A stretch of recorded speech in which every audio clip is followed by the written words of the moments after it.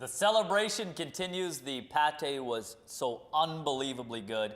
And now this one is complex and very, very cool. We're gonna like stuff sort of chicken, but we're gonna put 2 layers together. The mixture is amazing. This is good. Karen Armstrong, walk us through it. Well, now we've got our main course. We've had our appetizer. Now we're on to our main course.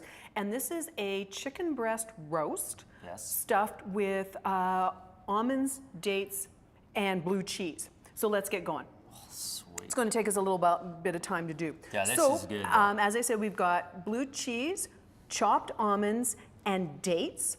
Now, these are medjool. What kind of dates are these? These are medjool dates. Any kind of dates that you buy, you want to make sure that you remove the pit. That's this little seed right here. Yeah.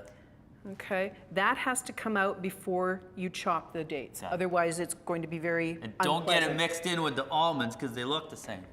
Well, yes, definitely don't mix it in with the almonds. Good point. Yes. Out. Yes. All right, so you want to chop all of that, and then this is what it's going to look like once you've got it all together. So once you've got that done, let's set that aside because we're going to use that in a minute or two. So now, we've got chicken breasts. This particular recipe, a chicken breast roast, is 2 chicken breasts stacked on top of one another. It actually is enough to feed 2 people. Okay. So 1 roast will feed two of your guests. Do you just leave these chicken breasts as is, or what? Nope, we're going to pound them because we want them to be a uniform thickness. They'll cook much more evenly and quickly, actually. Actually, then there's another tip, I'm pretty sure, about how you lay them together. Yes, so I'll show you that in a second.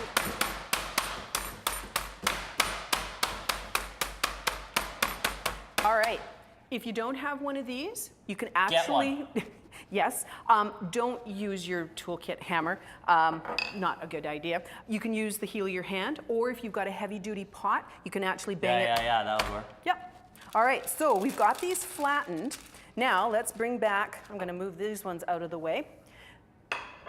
You're going to do this 2 times because this makes 2 chicken breast roasts. Okay. So I'm going to use half of this filling. Yep. And this is one of these times where it really does, you have to use your hands. So take about half of it. If you watch back every episode that Karen Armstrong is on, in the history, the 25 years of Great Taste of Manitoba, she hardly ever gets her hands dirty. It's exceptional. Watch all of them. They should have a marathon of this show, by the way.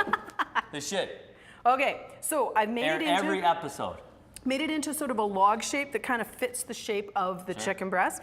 And then, so that goes on top just like that, and you can kind of squish it down a little bit like that. And then we're going to take this second one.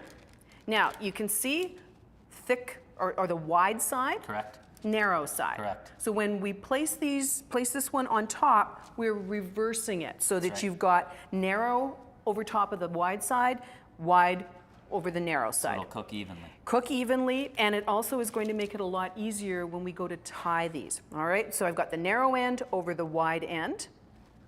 Okay, and I like to just kind of push down a little bit to try and get the filling sealed nicely.